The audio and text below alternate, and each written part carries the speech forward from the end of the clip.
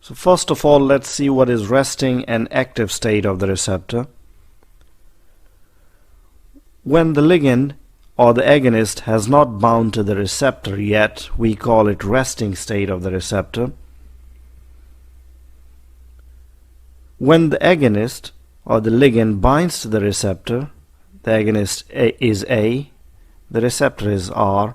When they bind together, it switches the conformation of the receptor to an active state. This red receptor indicates the active state of the receptor. And here the active state is represented as a star, which then causes downstream signaling inside of the cell and produces a cellular response. Let's see what is intrinsic activity. We also call it intrinsic efficacy. Now, intrinsic activity or intrinsic efficacy is a measure of the efficacy of an agonist-receptor complex to evoke a cellular response. For example, agonist A binds to a receptor. This is our agonist A, this is our receptor R. They both bind together and form agonist-receptor complex. Now consequently, the receptor is activated. This red color represents the active receptor, shown here as star. So AR star represents the active form of the receptor, and this then eventually leads to a cellular response, which is translated as an efficacy of the agonist. Now the double arrows represent the rate of association and dissociation of agonist and receptor. For example, the forward arrow represents the rate of association between an agonist and the receptor, while the backwards reaction represents the rate of dissociation of the agonist-receptor complex. Now at equilibrium, the rate of association of an agonist and receptor is equal to the rate of dissociation of the agonist-receptor complex. We have discussed this in last lecture, so you may refer back to that. Let me switch back to the topic on this slide, which is intrinsic activity or intrinsic efficacy. So intrinsic activity or intrinsic efficacy is the measure of the efficacy of an agonist-receptor complex to evoke a cellular response, or it represents the efficacy of the agonist. So for example, if we have an agonist which causes more activation of the receptor, it will lead to higher effect or higher efficacy, or we may call it a full agonist. Now full agonists have an intrinsic efficacy equal to 1, or which is 100%.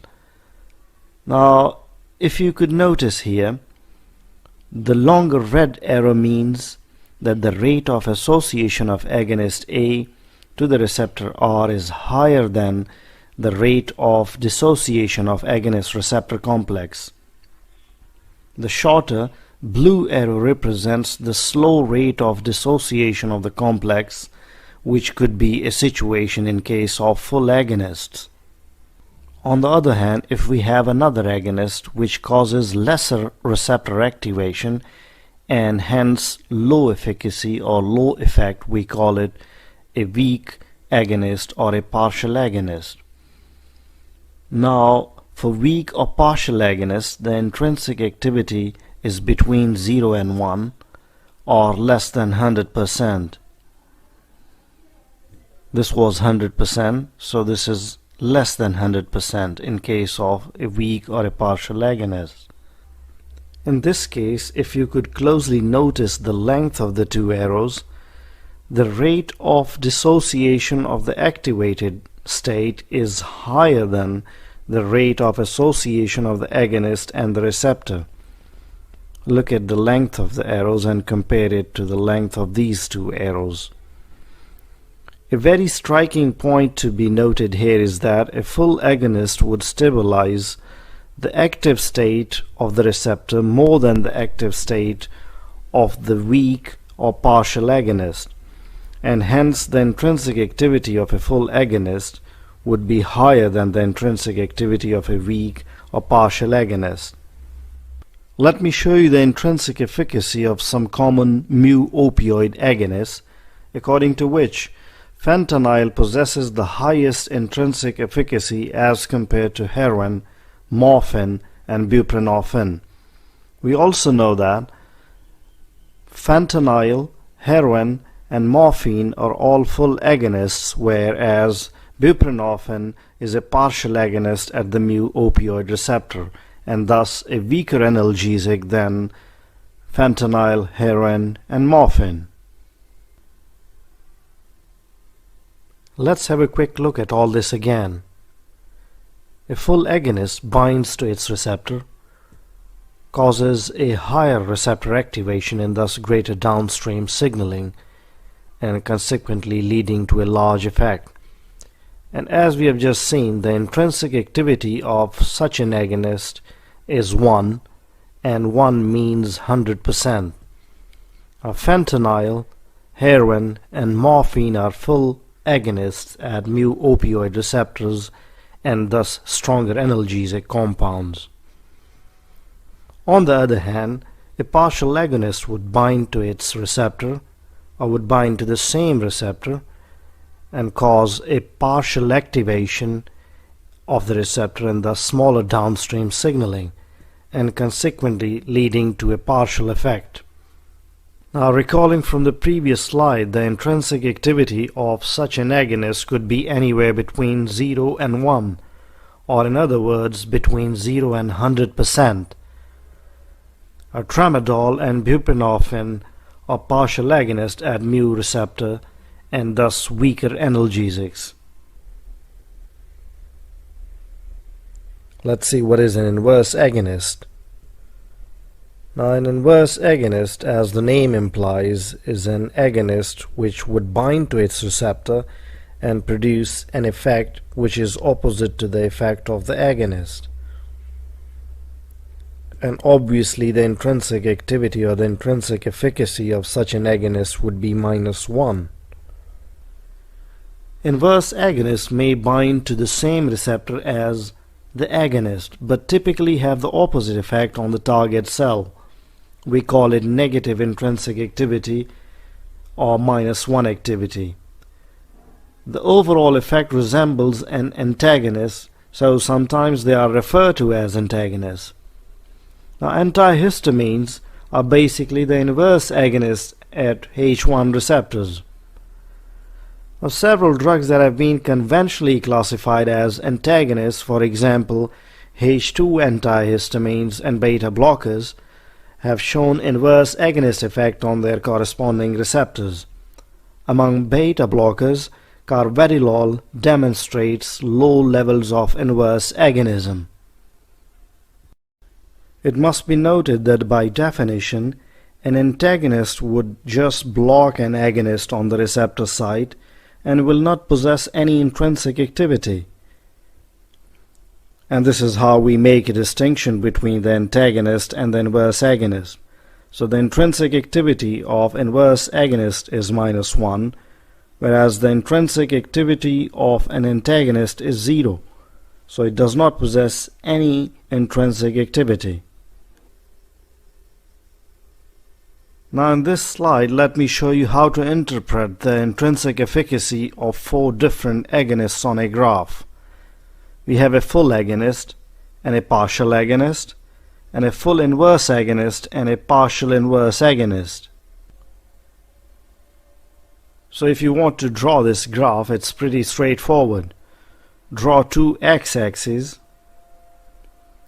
and a y-axis. The y-axis shows the percentage response or percent effect of these agonists. The x-axis has 4 bars, as you can see, for the full agonist, for the partial agonist, for the full inverse agonist, and for the partial inverse agonist. The y-axis is split into 2 halves. It starts at 0 and goes up to 100% on the top and -100% on the minus plane. So a full agonist has fully activated a set of receptors and it has shown 100% effect. Or we may say that the intrinsic efficacy of this full agonist is 100%. The partial agonist has partially activated the receptor, as you can see here, and its intrinsic efficacy is around 60%. This looks like 60% here. On the flip side, the two inverse agonists are showing intrinsic efficacy which is less than 0. Like for example, the full inverse agonist, this is our full inverse agonist, shows a full negative efficacy of -100%. Whereas the partial inverse agonist shows a negative intrinsic efficacy of around 50%, and its intrinsic efficacy is thus -50%. So for routine interpretation, we call this 100% as 1 and this -100% as -1. So this is our 0, this is 1, and this is -1. Now intrinsic efficacy of full agonist is 1. This is 1. The intrinsic efficacy of partial agonist is between 0 to 1.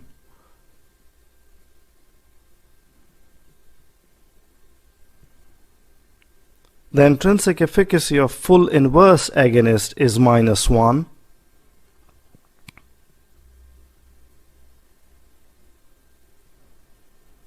And the intrinsic efficacy of partial inverse agonist is between 0 to -1. And lastly, the intrinsic efficacy of a pure antagonist is 0. This is 0. Because a pure antagonist binds to a receptor, however, it is unable to activate the signal transduction pathways.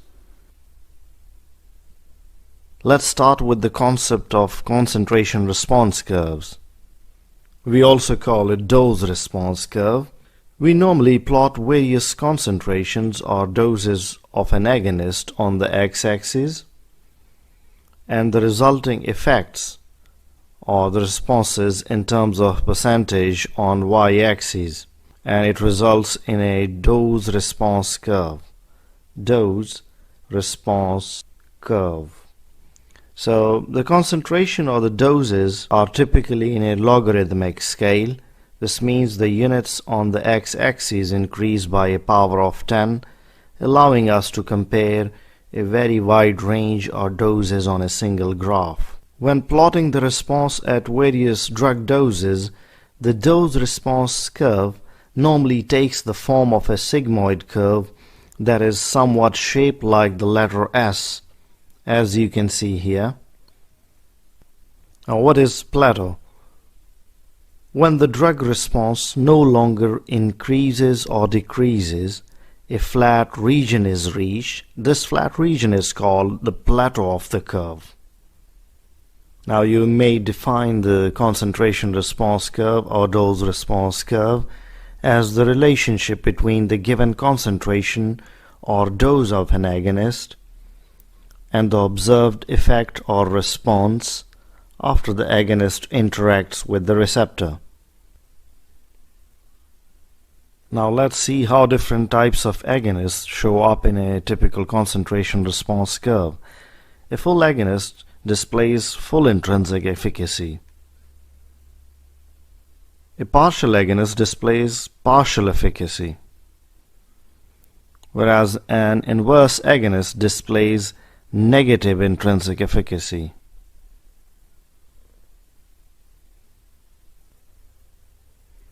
Now let's see what is efficacy or Emax and potency, the EC50 of an agonist. Now efficacy or Emax is the maximum response or effect achievable after a given concentration or dose of an agonist. Now we have the log concentrations or the log molar concentration or doses on the x-axis, and on y-axis we have percent effect or percent response. Now for the ligand A or the agonist A, the Emax is 90%. So the agonist A is capable of producing a 90% maximum effect. So the Emax or the efficacy of this agonist would be 90%. Now let's see what is potency or EC50. Now potency is the concentration or dose of an agonist required to produce 50% of that drug's maximal effect. Now the maximal effect in this case was 90%, or the Emax was 90% in case of agonist A. So the half maximal effect should be 45%, and if you extrapolate, this becomes 10 raised to the power minus 9 molar on the x-axis. So the log molar dose or log molar concentration is 10 raised to the power minus 9 molar, or we also call it 1 nanomolar. Now you may determine the potency and efficacy of an agonist from your lab experiment by using different computer softwares such as GraphPad Prism. Let's explain the concept of efficacy on the basis of a concentration response curve or a CRC. Now here we have a typical XY plot. The concentrations or doses, or the log concentrations or the log doses in molar strengths are plotted on the x-axis, while the percent effect or percent response is plotted on the y-axis. We have two agonists, agonist A and agonist B. Now while assigning efficacy to an agonist, it is important to keep an eye on the y-axis, which tells us the Emax of a drug. As you can notice that the agonist A has an Emax of 100%. So it is our full agonist. Emax of A is 100%, and this is our full agonist. The agonist B has an Emax of 60%, and this is our partial agonist. Now if you could just look here, this arrow shows the direction of increasing efficacy. Direction of increasing efficacy is from 0 to 100. Now we follow exactly the same guidelines in new drug discovery when assigning efficacy to a ligand. We classify different ligands or agonists with respect to their efficacy on their CRC profiling, and this happens after we obtain the data from our lab experiment. We basically carry out such curve fitting using different softwares to find out the efficacy of that ligand. Let's explain the potency or EC50 of a drug on the basis of same CRC or same concentration response curve. Please bear in mind that the potency is the half maximal concentration, and therefore we call it EC50. I have taken the same two curves for our agonist A and agonist B. We start with the agonist A, so the half maximal of 100% in case of agonist A is 50%. Let's pull a dotted line horizontally and then all the way down to the concentration axis or the x-axis. The point where they meet on the x-axis is our EC50. So the EC50 in this case is 10 to the minus 8 molar. Now let's follow the same for our agonist B.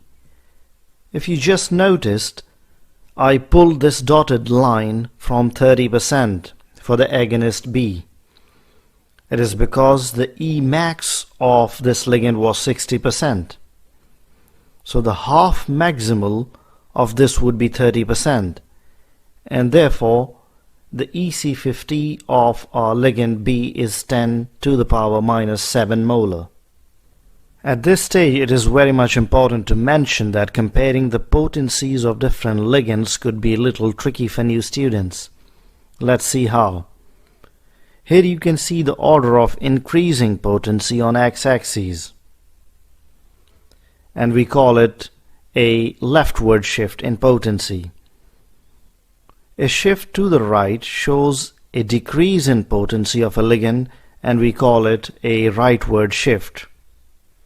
Coming straight to the point, in this graph, the agonist A is more potent than agonist B.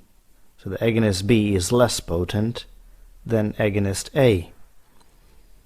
Now, talking through some basic maths concepts, 10 to the minus 8 is a smaller concentration as compared to the 10 to the minus 7. So 10 to the minus 7 is a larger concentration than 10 to the minus 8. And therefore we say that smaller the EC50, the greater the potency, and higher the EC50, value, the lesser the potency. So lower the EC50, the greater the potency. I repeat, higher the EC50, the lesser the potency. Or we may say that a more potent ligand has a lower EC50 value. Or it requires a lower dose, a lower concentration for the agonist A to produce its half maximal effect. Whereas for the agonist B, it takes a comparatively larger dose to produce its own half maximal effect. So the agonist A is more potent than agonist B, because agonist A requires a smaller concentration to produce its half maximal effect. Now here you may notice that the half maximal effect of agonist A is higher than the half maximal effect of the agonist B. So the agonist A produces a higher half maximal effect at a lower concentration than the agonist B, which causes a half maximal response which is less than 50%, and it is requiring a larger dose, which is 10 raised to the power minus 7. So clearly the agonist A is more potent than agonist B. Let's quickly see the difference between a full agonist and a partial agonist. We have the same graph that we have been using so far.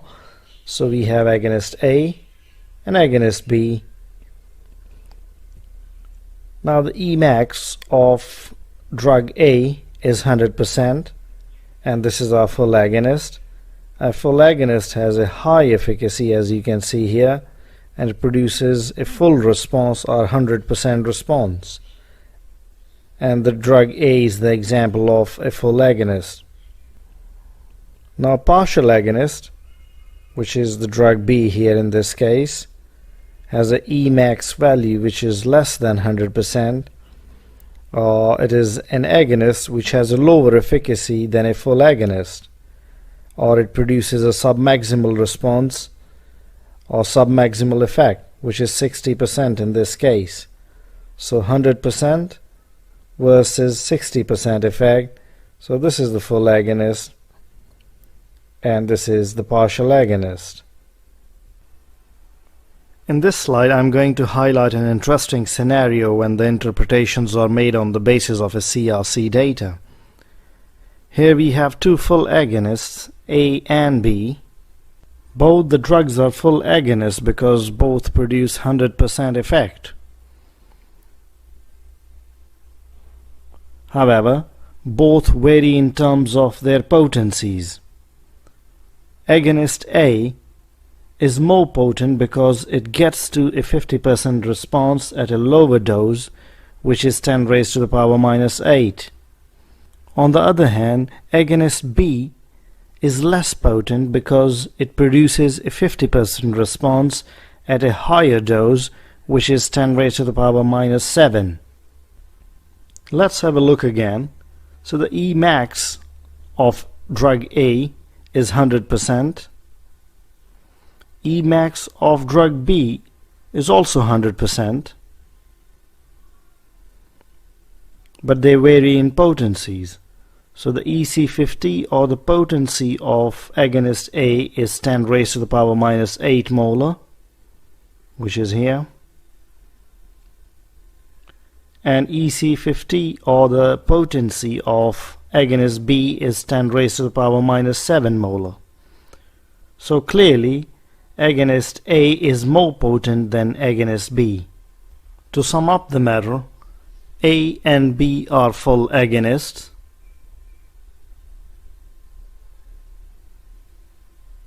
A and B have equal efficacy,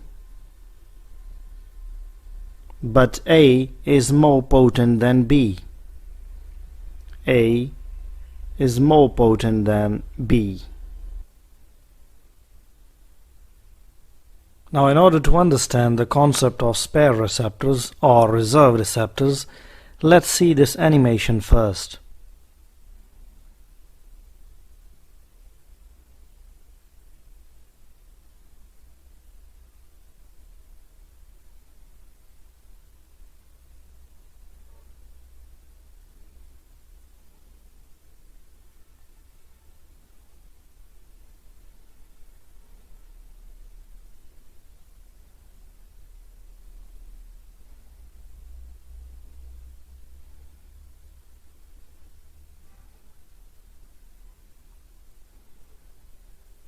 Now, full agonists allow maximal response without total receptor occupancy, or we may say that full agonists produce a maximal response without occupying whole population of receptors in a tissue. In other words, the full agonists have to bind to only a portion of receptors to produce a full response or maximal response, and thus have a reserve of unoccupied receptors, which are called spare receptors or reserve receptors. The partial agonists are known to occupy all the available receptors but are unable to produce the same maximal response seen with full agonists or the full efficacy agonists, and thus they fall short of producing the maximal effect, or we call this a partial effect or submaximal effect. Now, some tissues or cells naturally express more receptors than required to obtain a full response. Thus, for agonists with high intrinsic efficacy, the maximum response can be elicited without occupying all the available receptors present in the tissue. Now, the availability of spare receptors for a full agonist or full efficacy agonist depends upon the receptor population in a tissue, the intrinsic efficacy of the full agonist involved, and the signal amplification capacity of the system. Now, I guess this is the right time to go for the proper definition of a full agonist and a partial agonist. Now, a full agonist has a high efficacy or a maximum effect or 100% effect while occupying a relatively low proportion of receptors. So, for example, in this case, 3 receptors are occupied by a full agonist and it has 2 spare receptors. A partial agonist, on the other hand, has a lower efficacy than a full agonist, or it produces a submaximal activation even when occupying the total receptor population, and therefore cannot produce a full effect. So all the 5 receptors are occupied with no spare receptors, and even then the response is a partial one or a submaximal one. Let's witness a scenario in which we have a full agonist and a partial agonist. The total number of receptors available in each system are 100, for example. Let's say the full agonist only occupies 40 out of 100 receptors, or 40% receptors. So the percentage of spare receptors in this case would be 60%. But even then the efficacy or Emax will be large one. For a partial agonist, the total receptor occupancy is 100% and there is no receptor reserve or spare receptors available. However, the partial agonist will only be able to produce a submaximal or partial effect with a smaller Emax value as compared to the full agonist.